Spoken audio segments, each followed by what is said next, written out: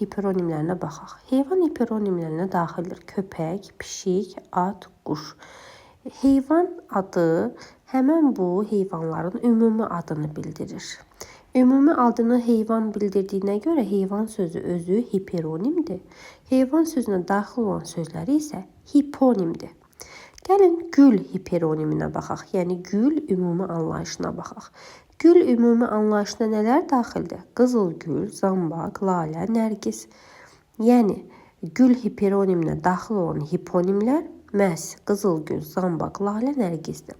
Gəlin meyvə hiperoniminə baxaq. Meyvə hiperonimi ümumi şəkildə bütün meyvələrin ümumi adını bildirir. Meyvə hiperoniminə daxil olan hiponimlər isə alma, armud, portağal, banandır.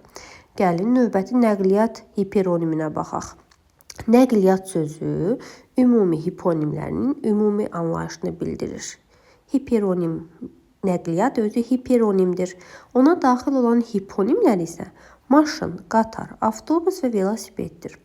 Gəlin peşə hiperoniminə baxaq. Peşə hiperoniminə daxil olan sözlərimiz isə müəllim, həkim, polis və rəssamdır. Müəllim, həkim, polis, rəssam sözləri özləri peşə hiperoniminə, yəni ümumi anlayışına daxil olan hiponimlər adlanır. Gəlin sizinlə indi bu barədə, bu mövzu barəsindəki testlərə nəzər yetirək. Baxaq, tapa bilərikmi testlərdə həm hiperonimləri, həm də hiponimləri.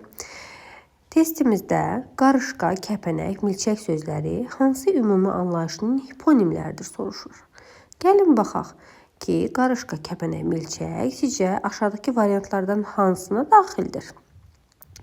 A. Heyvan, B. Quş, C. Həşərat, D. Canlı.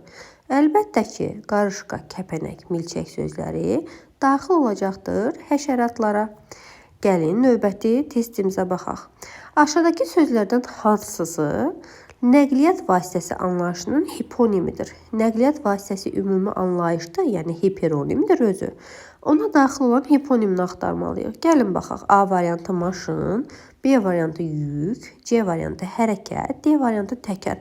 Əlbəttə ki, nəqliyyat vasitəsinə yük, hərəkət və təkər daxil deyil. Nəqliyyat vasitəsinə maşın daxildir. Bu səbəbdən də biz götürməliyik A variantını. Növbəti testimizə baxaq. Gül ümumi anlayışının hiponimi hansıdır? Gül özü ümumi anlayış olduğu üçün hiperonim adlanır. Ona daxil olan hiponimi seçməliyik. Gəlin baxaq. Bitki, çiçək, qızılgül, bağ. Əlbəttə ki, bu variantlardan qızılgül məhz gül hiperoniminin hiponimidir. Bitki, çiçək, bağ isə bura daxil deyil.